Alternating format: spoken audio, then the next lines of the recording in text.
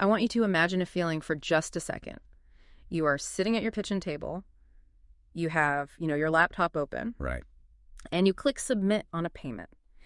And just like that, the balance on your final credit card or maybe that lingering student loan, it just hits zero. Oh, man.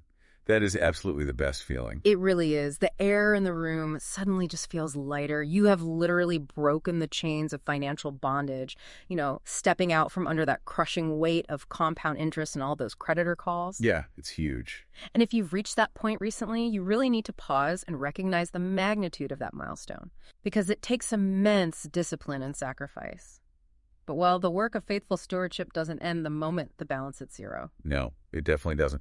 And, what many people don't realize about money is that reaching a zero debt balance isn't the finish line.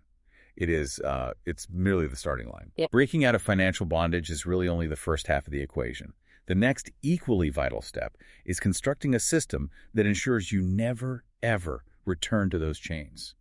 Because the world remains incredibly unpredictable. It totally does. Without a proactive defense against the next inevitable storm, it only takes one medical event or a sudden shift in the economy to send a family slipping right back into the very debt they just fought so relentlessly to escape. Which is exactly why we're doing this deep dive today. Our mission is to extract the blueprint for building what we call a financial fortress. Yes, a fully funded emergency reserve. Right. So today we are analyzing the practical mechanics, the psychological discipline, and of course the biblical principles required to secure lasting peace for your family. Because before we even calculate the numerical target of this reserve, we really have to examine the underlying philosophy. Yeah, the why behind the math. Exactly. An emergency fund is a liquid cash reserve held specifically for life's unexpected severe storms. We are talking about an involuntary job loss, a significant medical event, or maybe a major structural failure in your home. And the transformative power of this fund lies in how it fundamentally alters your reality. Oh, for sure. When a fully funded cash reserve is in place, what used to be a full-blown, life-altering financial crisis is suddenly downgraded to just, a mere inconvenience. Right, it acts as a shock absorber. Yeah. Instead of an unexpected expense triggering panic and sleepless nights and desperate borrowing, you simply write a check and you move forward. You're placing a deliberate buffer between your family and the absolute uncertainties of a fallen world. I love that. Let's contextualize this with an analogy.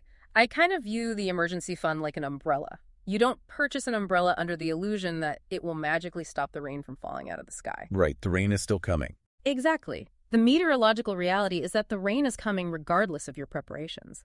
You buy the umbrella so your family doesn't get completely soaked when the storm inevitably hits. That makes perfect sense. However, this is where we need to tackle a common theological friction point, I think.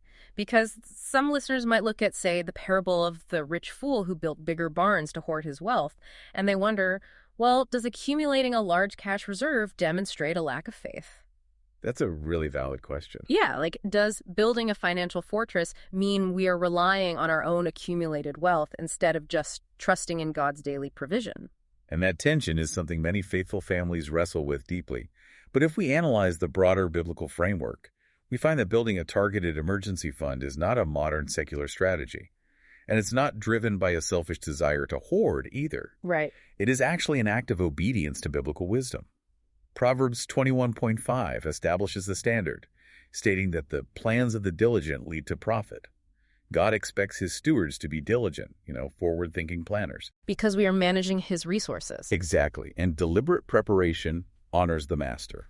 We can also look at the explicit counsel found in the Spirit of Prophecy, which clearly instructs that every single week, some money should be laid aside in a secure place. Yes, that counsel is so practical. It really is. The text specifically notes this is to be used in cases of sickness or unexpected adversity. And it actually issues a stark warning against the spendthrift habit of using everything as we pass along. Which is so common today. Oh, completely. Right. Living paycheck to paycheck, consuming every single dollar you earn to fund your current lifestyle, and leaving your family entirely vulnerable when affliction strikes, that's not a demonstration of radical faith. It is a failure of basic planning. That's a profound point. The distinction between hoarding and preparing really comes down to purpose and boundaries. Hoarding is this endless accumulation of wealth driven by an internal fear, right? Yeah, where the money becomes your identity. Exactly, your ultimate security. But an emergency fund, conversely, has a strictly defined mathematical boundary. It's a finite defensive shield. So once the spiritual foundation of wise stewardship is established, we can actually calculate the specific size of this shield. Right.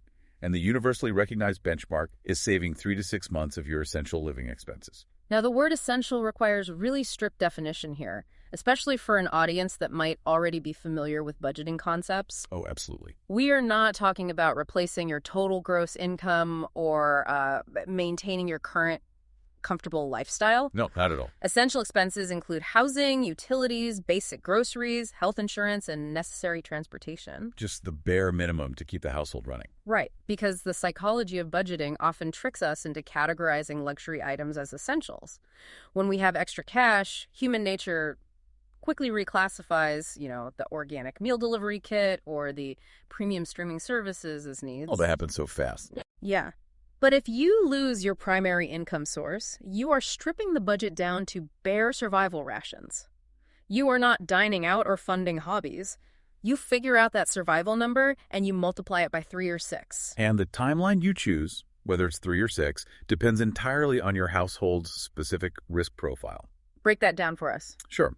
So a 3-month reserve is appropriate for households with highly stable, predictable employment, like a tenured teacher, an established healthcare professional, or maybe a dual-income household where both spouses have secure, distinct career fields. Well, okay, that makes sense. They can safely target 3 months. The logic is that if one income is lost, the other sustains the household, while the 3-month reserve covers the gap until new employment is secured.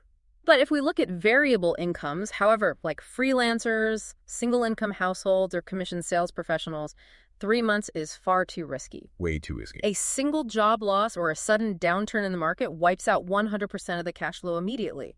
That dictates a firm 6-month target. Because replacing specialized or self-employed income often takes significantly longer. Exactly. And when you calculate that number, suddenly you were looking at a target of $10,000, $15,000, or even $20,000.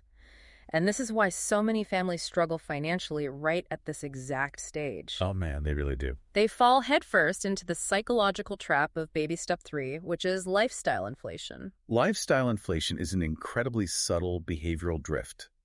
After months or even years of intense sacrifice to pay off consumer debt, the psychological pressure releases. You just want to breathe. Right. The family takes a collective breath, they celebrate the victory, and they quietly relax their defensive posture. The money that previously went to credit card payments is just slowly absorbed into daily living. Yeah, they justify upgrading the vehicle, increasing the grocery budget, or taking a much-needed vacation. And because the spending increases incrementally, they don't even realize the emergency fund isn't actually growing. So when the inevitable broken transmission or medical bill arrives, the fortress is empty. And they are forced to borrow again, restarting that whole cycle of debt. It's heartbreaking. So to combat that drift, you have to maintain the exact same operational intensity you used to eliminate the debt. You simply pivot the fire hose. I like that. Pivot the fire hose. Right. Every single dollar that was previously attacking the student loans must be redirected straight into the savings reserve. During this highly focused sprint, the strategy involves temporarily pausing all retirement contributions above any mandatory minimums your employer might require. And people push back on that. But the math behind pausing a 5% retirement match for a few months is vastly preferable to the mathematical devastation of taking out a 24% interest personal loan. Because you didn't have cash during a crisis. Exactly. It requires a short, temporary season of focused sacrifice. By throwing every available dollar at this singular goal, the momentum builds rapidly. And once the fortress is fully constructed, the strategy mandates a return to heavy, consistent investing for the future. You just cannot build long-term wealth on a fractured foundation. No, you can't. But knowing that 3 to 6 months of expenses is a substantial financial hurdle, we have to look at the mechanisms that accelerate the process. Because nobody wants to be trapped in a holding pattern of extreme frugality indefinitely. Right. This is where discipline and planning become powerful. The most foundational tactic is deploying a zero-based budget. That is so crucial. It really is. This isn't merely tracking what you spent looking in the rearview mirror. It is proactive allocation. Before the month begins, every single dollar of income is assigned a specific job down to the zero mark. And this mechanism eliminates that slush fund mentality where unassigned money simply disappears into impulse purchases. Exactly. And beyond the budget, executing a 30-day no-spend challenge provides a massive psychological reset. Oh, I highly recommend this. The mechanics of a no-spend month involve committing to purchase absolutely nothing outside of bare necessities, just housing, basic food, and transportation. Right, so no new clothing, no home decor, no random online orders. None of it. The acceleration in savings is significant, but the true value is behavioral. It breaks the dopamine loop of modern consumerism. We frequently use small purchases to self-soothe, to relieve stress or simply to alleviate boredom. A strict 30-day pause forces you to confront the emotions you usually medicate with casual spending. It fundamentally alters your relationship with money going forward. Alongside cutting expenses, generating temporary side income accelerates the timeline dramatically, too. Leveraging skills like tutoring, freelance writing, or undertaking seasonal work injects bulk cash directly into the fund. Yeah, getting your income up is just as important as getting your expenses down. Absolutely. But we have to establish a non-negotiable boundary here. In our sprint to achieve financial security, we must fiercely guard the Sabbath as a day of complete rest. Amen to that. Because it is remarkably easy when you're hyper-focused on a financial goal to let work bleed into the seventh day to earn just a little more. It is so tempting. But God has structured our week with 6 working days to generate wealth and manage our resources. The Sabbath is a deliberate disruption of our labor. It's a day to stop, to rest, and to physically demonstrate our trust in His provision. Right. No side hustle or financial goal justifies sacrificing that sacred time. Exactly. And setting that firm boundary on our time naturally translates to setting a firm boundary on the capital itself. During this intense phase of cutting expenses and hustling for extra income, families frequently face a really difficult internal debate regarding their charitable giving. Oh, the tithe question. Yes. The temptation is to look at the budget purely mathematically. Well, the analytical leap is pretty obvious. If a family is cutting their lifestyle to the bone to reach a $15,000 savings target, temporarily pausing a 10% tithe would mathematically allow them to hit the safety mark months earlier. Right.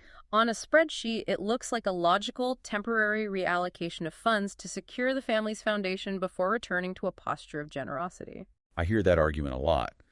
But while it appears logical on a spreadsheet, it is fundamentally a matter of the heart and spiritual allegiance. The principle of systematic benevolence dictates that we never neglect the tithe, regardless of our financial season. Never. Returning a faithful tithe is an act of worship that acknowledges God's ultimate ownership of everything we possess. We are merely managers of His estate. Right. And from a practical standpoint, giving regularly, especially when the budget is incredibly tight, serves as a profound psychological and spiritual safeguard. It actively guards the human heart against the innate tendency towards selfishness. Because financial pressure often breeds a scarcity mindset, right? It whispers that we must hoard every resource for our own survival. Yes, that fear is real. But generosity breaks the power of money over our lives. It continually reminds us that our security does not ultimately reside in the balance of the savings account, but in the provider. And the testimonies within the church community are remarkably consistent on this point. Families who faithfully return their tithe through their leanest, most aggressive savings phases routinely testify that God's blessing on the remaining 9/10 stretches further. It's miraculous, really. It is. It accomplishes more than retaining the full 10/10 ever could without His involvement.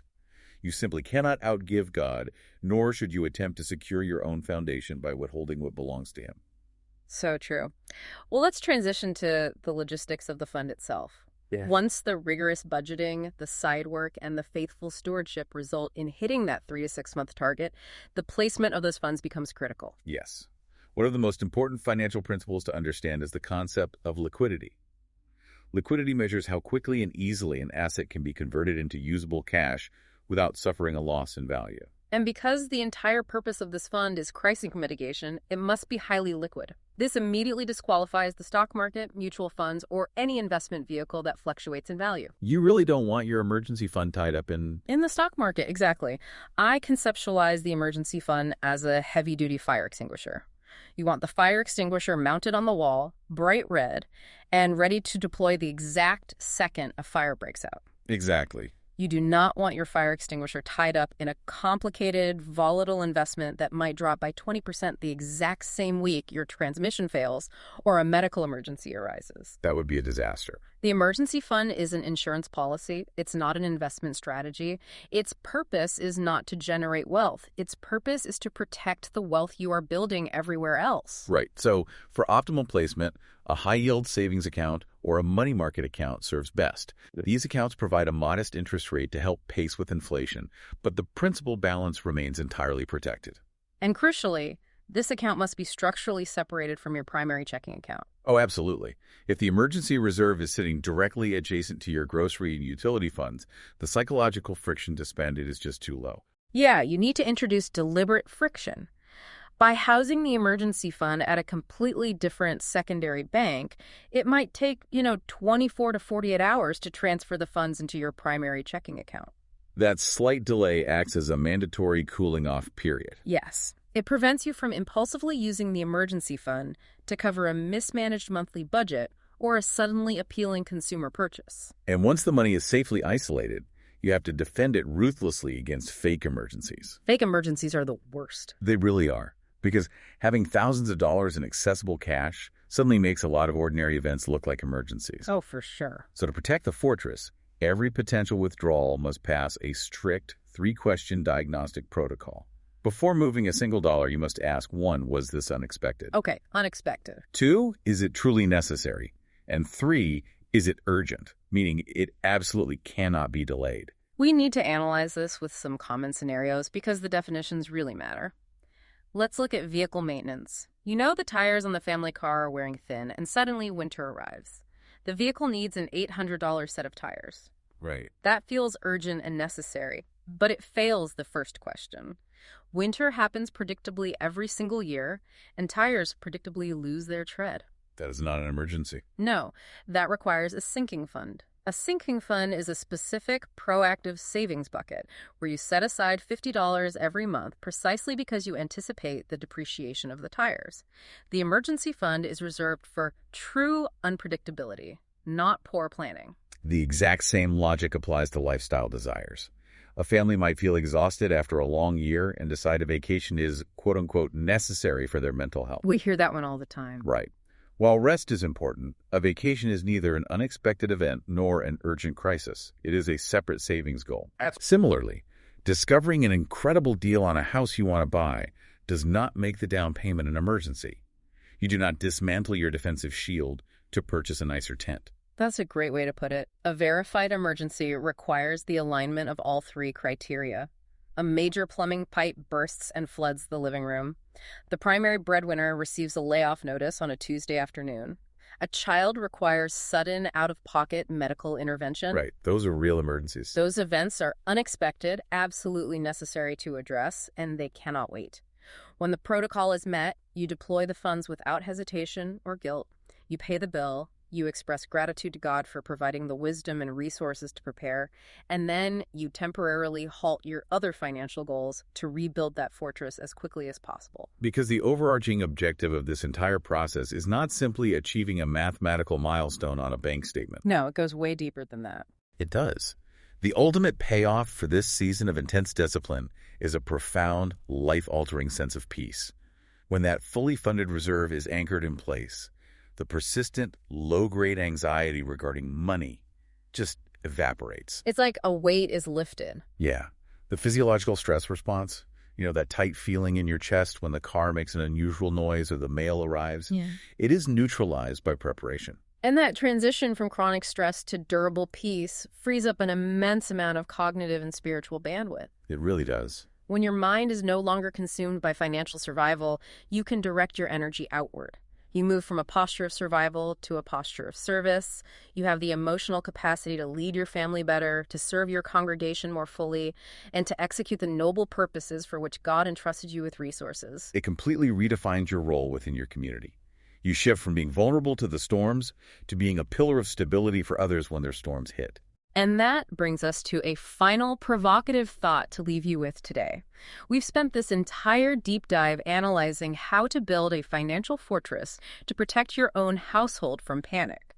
But consider the spiritual implications of that stability. Yes, think about that. If a fully funded reserve makes you effectively immune to sudden financial panic, how does that fundamentally change the way you pray during a crisis? Wow. Instead of pleading with God in desperation for a miraculous financial intervention just to fix a broken furnace, your prayers can shift to seeking wisdom on how to steward the solution you already have prepared.